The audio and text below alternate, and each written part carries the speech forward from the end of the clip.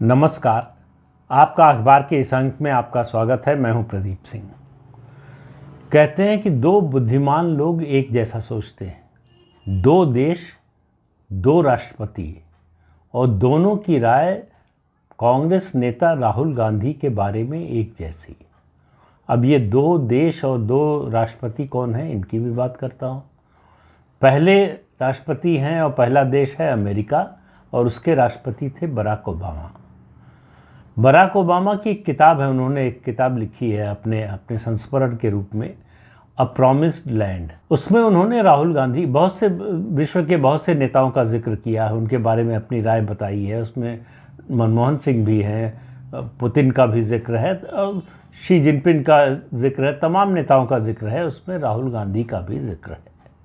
राहुल गांधी से उनकी मुलाकात हुई थी जब वो जनवरी 2015 में आए थे, चीफ गेस्ट बने थे गणतंत्र दिवस पर। उसके बाद 2017 में तो उनके बारे में, राहुल गांधी के बारे में वो लिखते हैं कि राहुल गांधी नर्वस नज़र आते हैं और वो एक ऐसे छात्र के रूप में नज़र आते हैं जो अपने शिक्षक को इम्प्रेस करने के लिए बड़ा व्याकुल है, आतुर है, लेकिन उसमें न तो क्षमता है और न ही उस विषय को समझने की काबिलियत है।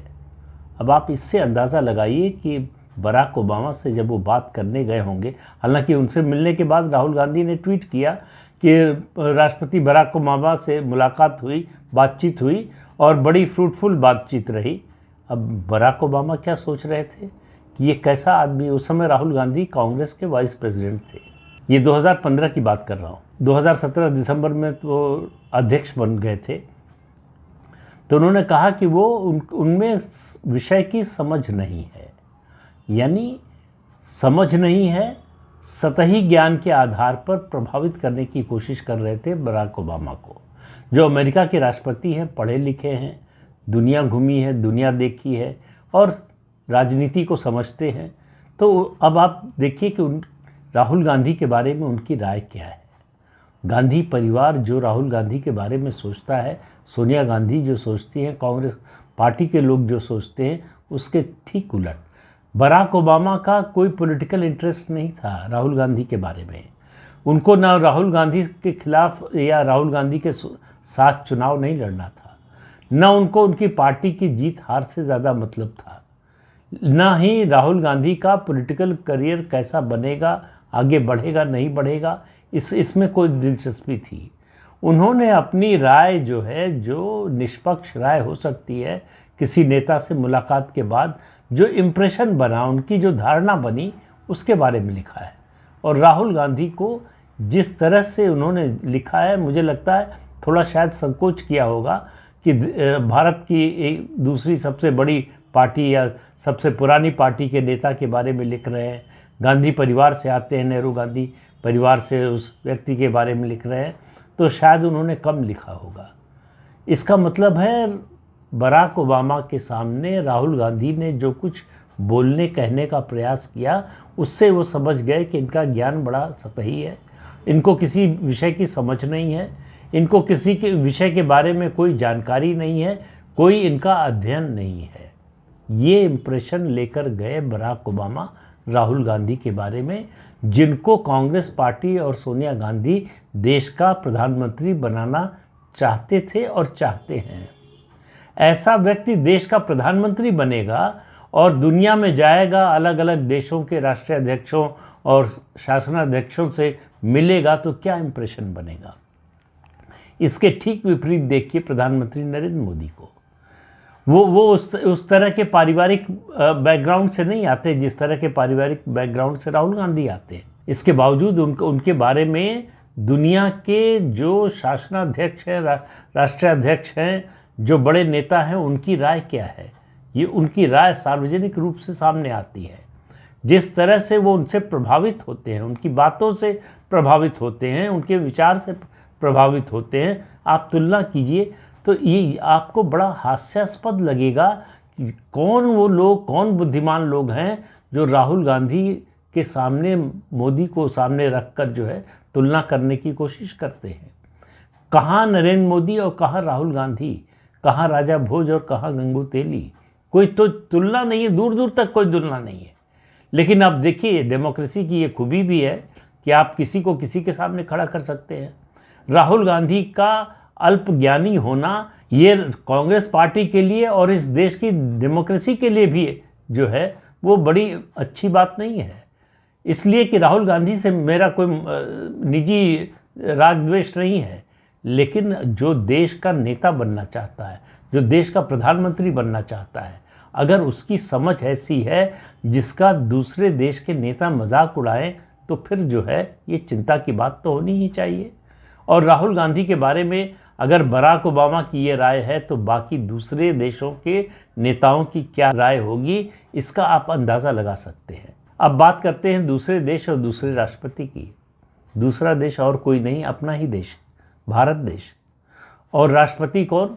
प्रणब मुखर्जी, जो कम से कम 5 दशक तक कांग्रेस पार्टी के नेता रहे, इस परिवार के करीबी रहे। ये अलग बात है कि परिवार ने कभी उन पर भरोसा नहीं किया।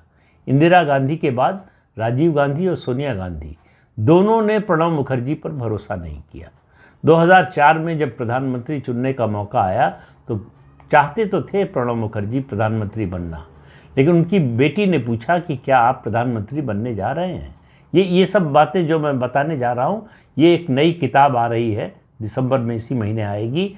शर्मिष्ठा मुखर्जी है प्रणब मुखर्जी की बेटी, उन्होंने संस्मरण लिखा है अपने पिता के बारे में, और उसमें काफ़ी चीज़ें उन्होंने कोट की हैं प्रणब मुखर्जी की डायरी से। जो डायरी नोटिंग्स की उनकी आदत थी कि डायरी लिखते थे, उसमें उस दिन की घटनाएं या और कोई किसी विषय पर उनके जो विचार हो वो उसमें अंकित करते रहते थे। उसके आधार पर उन्होंने एक किताब लिखी है। प्रणब मुखर्जी ने कहा कि नहीं, मैं बिल्कुल नहीं बन रहा हूँ, सोनिया गांधी मुझे कभी प्रधानमंत्री बनने नहीं देंगी, क्योंकि मैं उनकी लाइन टो करने वाला या किसी की लाइन टो करने वाला, यानी किसी के इशारे पर चलने वाला व्यक्ति नहीं हूँ। और देखिए, अब इससे आप अंदाज़ा लगाइए, वो मनमोहन सिंह के खिलाफ कभी कुछ नहीं बोले, लेकिन इसके बाद उन्होंने अगली लाइन जो बोली, अगली बात जो कही, उसी से स्पष्ट हो जाता है। उन्होंने कहा कि वो मनमोहन सिंह को प्रधानमंत्री बनाएंगे, यानी मनमोहन सिंह कठपुतली बन सकते हैं, प्रणब मुखर्जी कठपुतली नहीं बन सकते थे। उनसे डर लगता था सोनिया गांधी को, लगता था कि वो उनके प्रभाव को कम कर देंगे। सोनिया गांधी को लगता था कि उस तरह का दबदबा उनका सरकार पर नहीं रहेगा जैसा नरसिम्हा राव के समय था या जैसा मनमोहन सिंह के समय हुआ। फिर तो प्रणब मुखर्जी उस तरह के नेता नहीं थे कि जो इस तरह से दबकर और झुककर, हालांकि नरसिम्हा राव ने भी तेवर दिखाने की कोशिश की, लेकिन बाद में जो है उनके लिए मुश्किलें बढ़ती गईं। और प्रणब मुखर्जी सोनिया गांधी को एक बात के लिए वो उन्होंने लिखा है कि कभी ज़िंदगी में माफ़ नहीं कर सकते, और वो घटना थी जब पीवी नरसिम्हा राव का निधन हुआ। उनका पार्थिव शरीर कांग्रेस पार्टी के दफ्तर में कांग्रेस के कार्यकर्ताओं के अंतिम दर्शन के लिए नहीं रखने दिया गया। सोनिया गांधी ने ये इंश्योर किया कि नरसिम्हा राव का पार्थिव शरीर कांग्रेस मुख्यालय न आने पाए। उस व्यक्ति का जो कांग्रेस का अध्यक्ष रह चुका, जो देश का प्रधानमंत्री रह चुका। अब ये निजी खुन्नस, निजी नफरत का ये स्तर जो है आपको राष्ट्रीय राजनीति में देखने को आसानी से नहीं मिलेगा। लेकिन मैं आज बात कर रहा हूँ कि प्रणब मुखर्जी राहुल गांधी के बारे में क्या सोचते थे। राहुल गांधी ने 2013 में जब वो ऑर्डिनेंस फाड़ा था, उसकी कॉपी प्रेस कॉन्फ्रेंस में फाड़ी थी, उसके बाद उन्होंने लिखा है कि राहुल गांधी अभी तक पॉलिटिकली मैच्योर नहीं हो पाए। लेकिन उसके बाद जो बात उन्होंने लिखी है, उन्होंने लिखा कि राहुल गांधी में गांधी नेहरू परिवार का सारा अहंकार है। अब आप समझिए, वो इस राय के थे कि ये परिवार जो है अहंकारी है।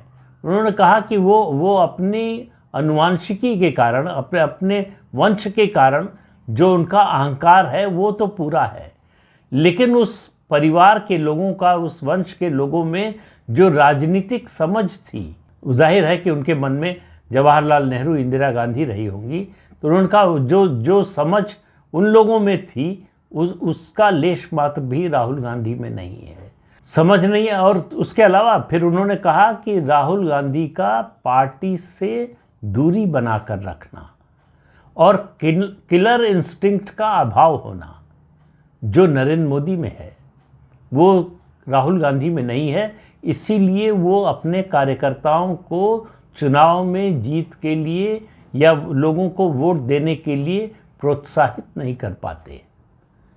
और जब उन्होंने ऑर्डिनेंस की कॉपी फाड़ी तो उन्होंने कहा कि इस ऐसे व्यक्ति को, ऐसी पार्टी को लोग वोट क्यों देंगे। और उनकी देखिए भविष्यवाणी बिल्कुल सही साबित हुई। 2014 में लोगों ने बोरिया बिस्तर गोल कर दिया कांग्रेस पार्टी का। इस किताब में एक और घटना का जिक्र है। प्रणब मुखर्जी से मिलने का समय मांगा राहुल गांधी ने, उन्होंने समय दे दिया उनके दफ्तर ने। राहुल गांधी सुबह 8 बजे पहुंच गए। सुबह 8 बजे का समय उनके, उस समय मुगल गार्डन था, अब अमृत उद्यान है, उसमें टहलने का समय होता था। उस समय वो बिल्कुल नहीं पसंद करते थे कि कोई आए और उनको डिस्टर्ब करे, लेकिन राहुल गांधी आ गए तो उनसे मिले। बाद में पता चला कि समय दिया गया था रात में 8 बजे का और वो आ गए सुबह 8 बजे। तो उन्होंने टिप्पणी की बाद में कि अगर राहुल गांधी के दफ्तर को, उनका जो ऑफिस है, उसको चलाने वालों को एएम और पीएम का अंतर नहीं मालूम है तो कल को अगर ये प्रधानमंत्री बनेंगे तो प्रधानमंत्री कार्यालय कैसे चलाएंगे, इसका अंदाज़ा आप लगा सकते हैं। तो ये राय एक बराक ओबामा की सुनाई मैंने और दूसरी प्रणब मुखर्जी की। प्रणब मुखर्जी जिनका इस परिवार से संबंध था, इस पार्टी से बहुत गहरा संबंध था, इसके बावजूद राहुल गांधी के बारे में उनकी क्या राय थी, इससे आप अंदाज़ा लगाइए कि राहुल गांधी के दरअसल काबिलियत क्या है। 19 साल से वो राजनीति में हैं और 19 साल में उनकी कोई राजनीतिक उपलब्धि नहीं है। मैं बार बार इस बात का जिक्र करता हूँ, कोई भी पार्लियामेंटेरियन हो, अगर संसद में उसकी कोई परफॉर्मेंस नहीं ऐसी है जो लोगों पर प्रभाव छोड़ कर गई हो, जिसको लोग याद करते हों, एक परफॉर्मेंस, सिर्फ एक परफॉर्मेंस हो तो भी याद किया जाता है। डॉक्टर लोहिया के कई भाषण हैं और उसके अलावा तमाम नेताओं की लंबी सूची है जिनके भाषण आज भी लोग पढ़ना और अगर रिकॉर्डिंग उपलब्ध हो तो सुनना चाहते हैं। लेकिन राहुल गांधी ने 19 साल में एक भी ऐसी बात नहीं कही जिसको लोग सुनना या पढ़ना चाहें। इससे आप अंदाज़ा लगा सकते हैं कि वो किस तरह के पार्लियामेंटेरियन हैं। और ये इसीलिए कोई आश्चर्य नहीं होना चाहिए कि उन्होंने अपनी कॉन्स्टिट्यूंसी को जिस तरह से इग्नोर किया, वही कारण है कि 2019 में वो अमेठी से चुनाव हार गए। तो राहुल गांधी के व्यक्तित्व के बारे में इन दो अलग अलग देशों के तत्कालीन राष्ट्रपतियों के जो विचार थे, उनसे आप समझ सकते हैं कि राहुल गांधी की योग्यता क्या है। और उन राहुल गांधी को कांग्रेस पार्टी और समूचा विपक्ष देश का प्रधानमंत्री बनाना चाहता है। सोनिया गांधी चाहती है, ये समझ में आता है, वो उनकी माँ है। हर माँ चाहती है कि उसका बेटा, उसकी बेटी, उसके बच्चे जो है आगे बढ़े, ज़्यादा से ज़्यादा हासिल करें जीवन में। लेकिन बाकी लोगों का क्या? यानी जो लोग राहुल गांधी को प्रधानमंत्री के रूप में देखना चाहते हैं, प्रधानमंत्री बनाना चाहते हैं, जाहिर है कि उनके मन में देश की कोई चिंता नहीं है, उनको देश की कोई परवाह नहीं है। अगर देश की परवाह होती तो ऐसे व्यक्ति को प्रधानमंत्री बनाने की बात का भी विरोध करते, बनाने की कोशिश करना तो बहुत दूर की बात है। हालांकि राहुल गांधी प्रणब मुखर्जी से मिलते रहते थे, लेकिन उनकी कोई बात उन्होंने मानी नहीं। प्रणब मुखर्जी ने उनको सलाह दी थी कि उनको मंत्रिमंडल में शामिल होना चाहिए मनमोहन सिंह के। उन्होंने कहा इससे आपको गवर्नेंस का एक जो है अनुभव मिल जाएगा। लेकिन वही एरोगेंस नेहरू गांधी परिवार की, कि नेहरू गांधी परिवार नंबर 2 के पद के लिए नहीं पैदा होता। उनको जब चाहिए तो नंबर 1 का ही पद चाहिए या बिना पद के अधिकार चाहिए। तो 2004 से 2014 तक बिना पद यानी बिना प्रधानमंत्री बनने, प्रधानमंत्री पद के सारे अधिकार सोनिया गांधी के पास थे। और अब राहुल गांधी के पास कोई पद नहीं है पार्टी में, इसके बावजूद सारे अधिकार पार्टी के उनके पास हैं। तो इस परिवार का अहंकार ऐसा है कि हम जब भी पद ग्रहण करेंगे तो नंबर 1 का।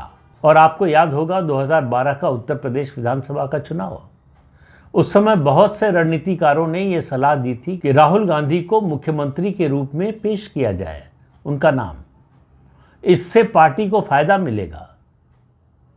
लेकिन साफ साफ 10 जनपद से मना कर दिया गया कि गांधी परिवार के लोग नंबर 2 के पद के लिए नहीं होते। वो बनेंगे तो प्रधानमंत्री बनेंगे, नहीं तो कुछ नहीं बनेंगे। और वही हुआ।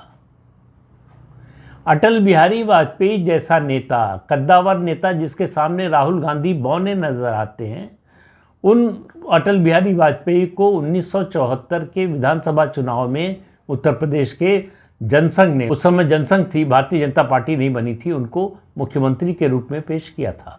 हालांकि पार्टी चुनाव जीती नहीं, लेकिन पार्टी ने इससे संकोच नहीं किया। उसका फायदा ये हुआ कि 1974 में उत्तर प्रदेश विधानसभा के चुनाव में जनसंघ को जितनी सीटें मिली उतनी कभी नहीं मिली थी।